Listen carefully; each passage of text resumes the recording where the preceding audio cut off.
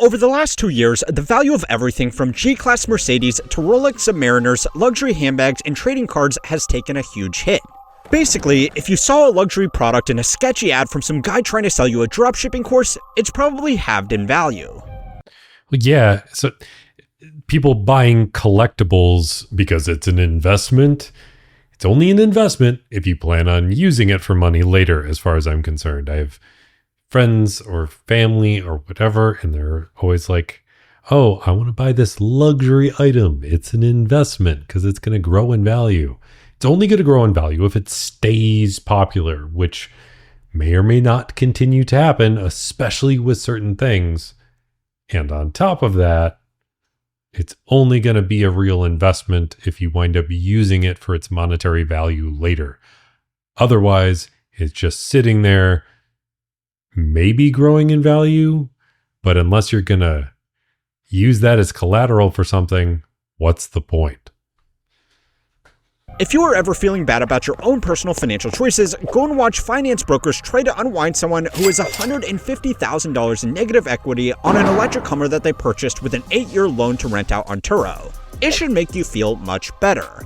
But I am sorry to tell you that these things might be starting to turn around for these douchebags. Yeah, this dude specifically, I think his name's Grant Cardone.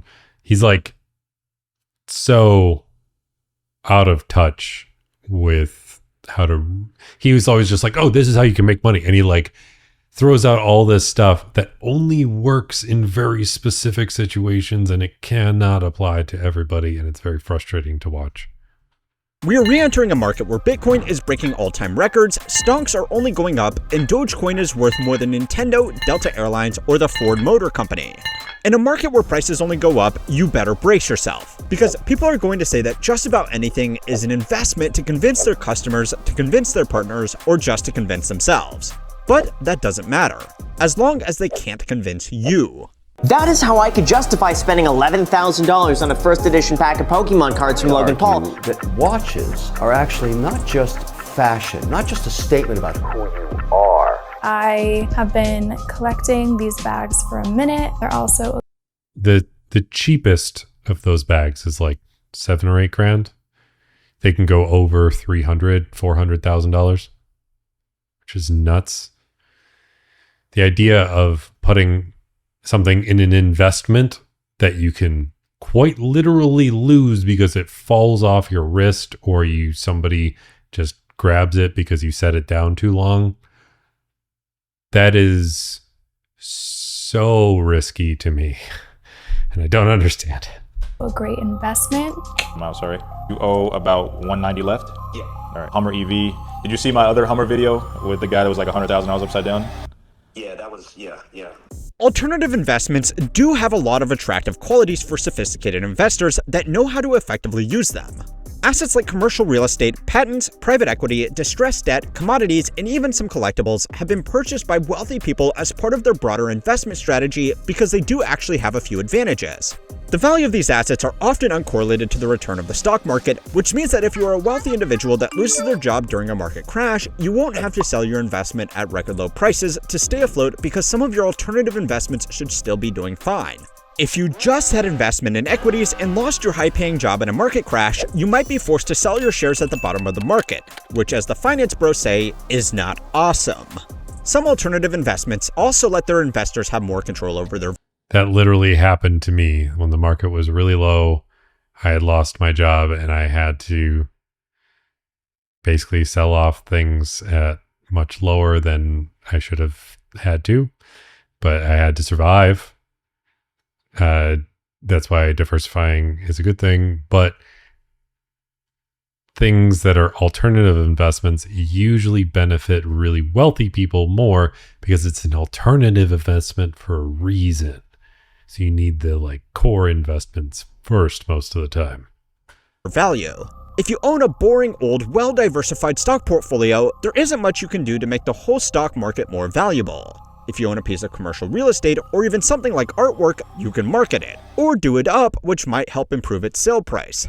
Alternative investments also generally have less competitive markets. If you are trying to find an edge in the market for stocks or bonds, you are going up against teams of quantitative analysts analysts from Jane Street and Citadel Securities who did a 4-year math program at MIT just to eke out 5 basis points of alpha. You might actually know something about a niche alternative investment that does genuinely give you an edge without it bordering on insider trading, because the Securities and Exchange Commission really doesn't care about what happens in these markets. Now, if you are an industry insider, that could be a really good thing. But more likely for you, it's a really bad thing. So before you go and rethink that Masterworks investment, you should also know about the long list of drawbacks with alternative investments. They are normally highly illiquid because the market for them is niche, which means finding a competitive buyer can sometimes take years. They are also much more expensive to buy. Yeah, if you're in a jam and you need to suddenly sell something, if you need to do it quick, you're probably going to lose a lot of money that you would get from finding the best buyer possible. So it's not good for people that might be in an emergency situation. Not to mention, you have to find those buyers in the first place, which is very difficult. You have to find those markets. It's hard. Buy and sell. You can buy stocks on any number of commission-free brokerages, and while they do have some hidden fees, they are barely a rounding error. If you want to sell a piece of artwork, piece of jewelry, or some other collectible, you are probably going to need to go through an auction house or third-party dealer. Auction houses and third-party dealers take their own cut, which is a pretty sizable chunk, which should be known. Some of those places take like 20% commission. So you could sell something, you could be like, oh, I got this thing, it's worth $2 million. All right, they're going to take their cut, which is $400,000. Oh, wait. Yeah, $400,000. I did my math right, I think. But on top of that, a lot of times things like artwork are either bought and sold or donated for tax harvesting purposes. Like if somebody is owing a ton of money in taxes, they'll buy a piece of art, market it, get some advertisement about it, or get some general buzz about it in the public, and then that suddenly skyrockets the price. Then they donate it, and then it's like, all right, I owed $2 million in taxes if I'm super, super rich, which is a nice problem to have, but whatever. You buy a $2 million piece of art, you wind up getting some buzz about it, suddenly it goes up in value. So now you donate a $4 million piece of art, and you suddenly have a huge tax break because you had this massive donation and it saved you more money than you spent. But only if you're super, super rich. If you're a normal person, it doesn't work the same way. Or you could just be using things like this for money laundering purposes because of your illegal activities. Sotheby's, for example, is the most well-known auction house in the world, and they charge a 20% commission on any sale under $10 million, which is actually paid by the buyer. Any investment where you are automatically 20% down the moment you make your purchase is going to be risky, at best. But let's be honest. Most of you watching aren't seriously considering a multi-million-dollar artwork to round out your investment strategy. And if you are seriously considering a syndicated artwork investment system, then I have really failed to teach you how money works. The alternative investments that have really been generating all the attention are manufactured luxury goods that can't keep up with demand, or intentionally limit production to create a sense of exclusivity. High-end luxury watches from brands like Patek Philippe and Rolex, limited-run cars, as well as certain designer shoes and handbags all have long wait lists from authorized dealers that can stretch for years before you're even allowed. And they're all BS wait lists. They're all BS. It's all just enforced by their own company to try and get you to pay more. That's all it is. To drop 5 figures on a fashion accessory. This has created a huge gray market for these items where people can wait to buy a bag or a watch from these stores and then sell them for a premium to a buyer who just wants their new toy right now. Something that you can buy one day and then instantly sell the next day for a huge premium sounds like the most risk-free investment there is, and it would be if it actually worked like that. People have seen the opportunity to make some easy money and have ran with it so hard that there are even sites that collate sales data to make trackable indexes, which, as you can see, have not been telling a good story about the actual performance of these investments. It might be unsurprising to you, but the hype around these markets is also highly correlated with the hype around other alternative investments like cryptocurrencies. And with the current massive rally in dog-themed financial instruments and other such nonsense, we gotta talk about it before anybody else does something stupid. So it's time to learn how money works to find out just how risky these alternative investments can be. This week's video is sponsored by Ridge. I've always had a habit of carrying way too much in my wallet, but switching to Ridge has really simplified things, and they've perfected the art of a minimalist functional design. Their flagship Ridge wallet is slim, secure, and fully customizable. It holds up to 12 cards, has RFID blocking technology for extra security, and comes with options like a cash strap or money clip, all while fitting comfortably in your pocket. Plus, with over 50 colors and styles, there's something for everyone.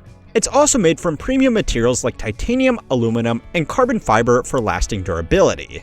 Personally, I love how Ridge wallets make carrying essentials simple without the bulk. It's been a game changer for staying organized and secure on the go. And with Ridge's Black Friday and Cyber Monday sale, you can get up to 47% off. Whether you're gifting someone or treating yourself, this is a great time to upgrade your everyday carry. Check out the sale and find a gift that's built to last at ridge.com/money. I like to let these play out as much as possible. There is, of course, another reason why people are attracted to highly speculative alternative investments, and that's simply their potential to be a lottery ticket out of poverty. A well-diversified portfolio of stocks, bonds, and... He put it as a good point. It's a lottery ticket out of poverty, and the chances of winning the lottery are pretty damn slim. Real estate is an incredibly powerful tool to build wealth. But if you don't have any wealth to begin with, even Warren Buffett-level returns won't make you wealthy within your lifetime unless you can make consistent contributions towards those investments. Cryptocurrencies, meme stocks, trading cards, and even straight-up gambling is giving hope to a lot of people, even if for most of them it will only make their problems worse. But for the lucky few who did time their purchases correctly, they have turned incidental amounts of money into very substantial positions. The people that have sold out of these positions have a higher propensity to consume, especially on luxury goods to show off their new fortunes, which was in part why the aftermarket for luxury goods saw such a boom from 2020 to 2022. The trend was so strong that these items were seen as investments themselves. The brands themselves, although they would never publicly admit it, heavily played into this idea of scarcity by limiting their production of popular products and raising prices above the rate of inflation year after year to make it seem like it was a privilege to pay the price of a family SUV for a watch. Yeah, it's all fake. It's all marketing.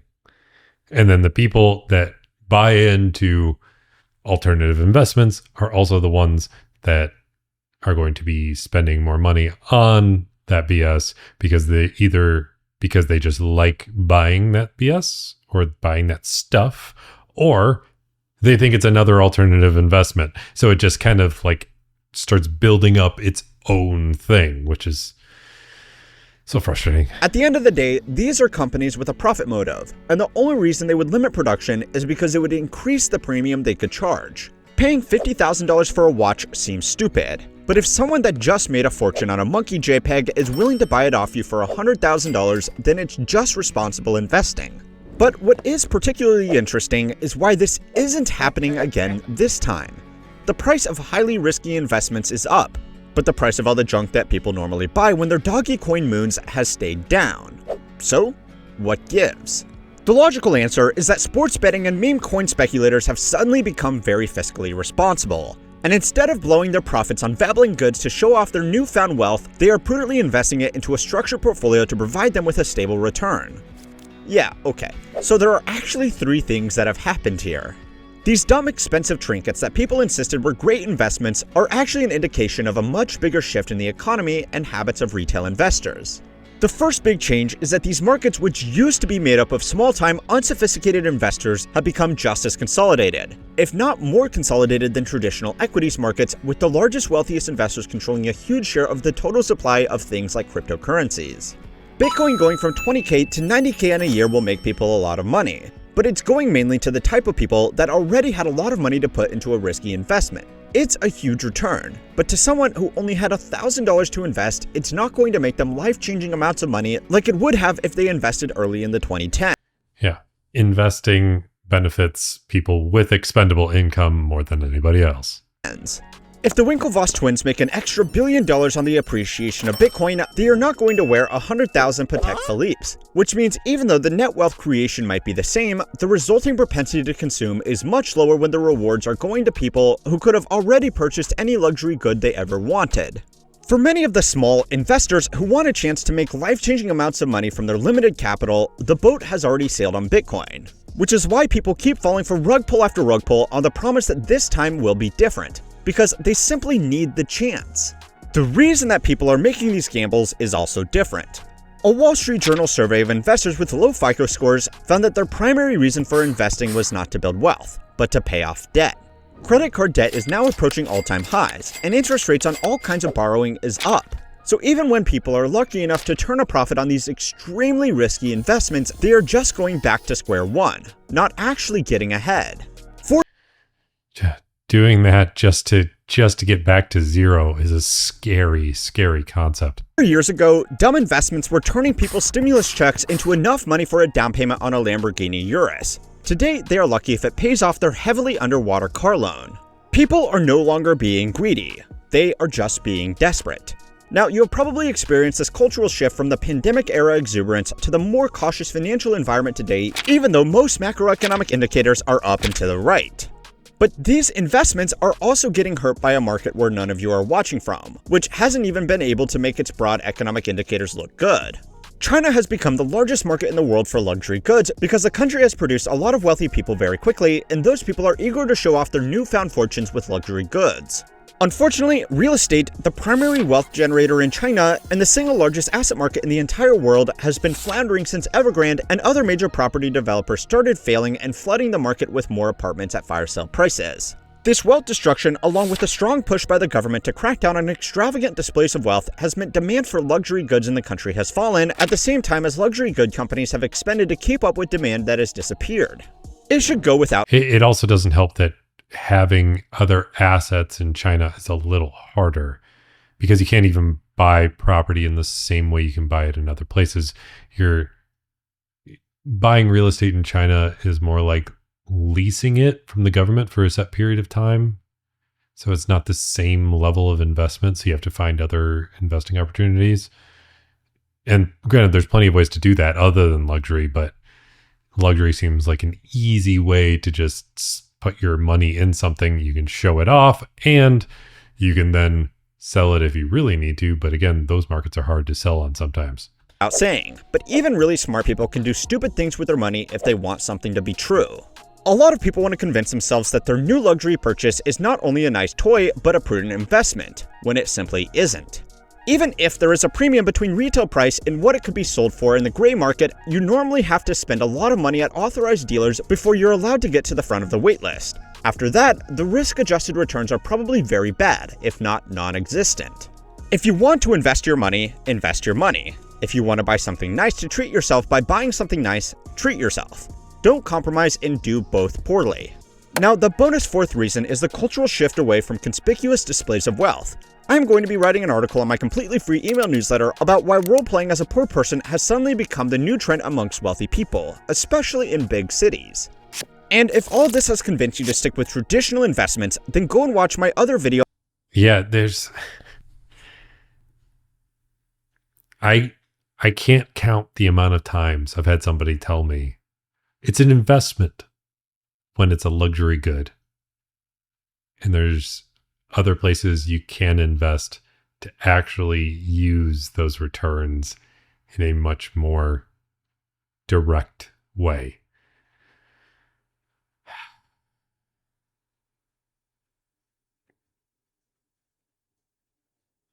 Sometimes I just can't believe how this stuff happens.